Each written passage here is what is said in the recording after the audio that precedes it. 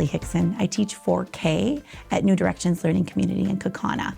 I've been teaching for 21 years. I think what inspires me the most in my work is just the opportunity to let kids know that they're important. They're important in the community, they're important somewhere outside of their home. Being a 4K teacher, oftentimes their first exposure to school.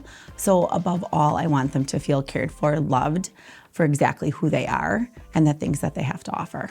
I think receiving this award just filled me with a lot of gratitude for the people that nominated me, but also for the people that I have had the chance to work with over the past 21 years. But it also meant a lot, I think, to the community and the teachers I get to teach with.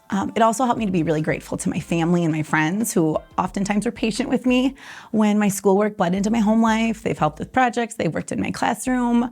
I just have so much gratitude for people who have supported me along the way and let me be me as I've been a teacher.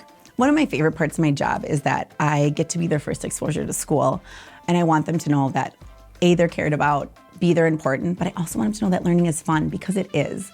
Some of my favorite memories in my room are being silly, but doing it through learning. The day that you guys came in, we were working on adding in math, and we were telling a story, and instead of just teaching them to add on their fingers, I was teaching them to add, having them go one at a time into the tunnel. So 1 went in, 1 more went in, 1 + 1 is 2, and they soon chimed in and they kept adding more and more and more. So whenever I plan to do something, I like to make it engaging and relevant for the kids so that it's a memory for them that's gonna stick. So the next time I teach addition, I might say, and remember when we were going 1 by 1 in the tunnel, what happened? And just making sure that it's hands-on, engaging, and always fun.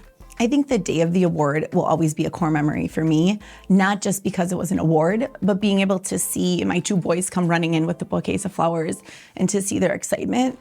And I think I've taught them something. I think I've taught them that you can love your career.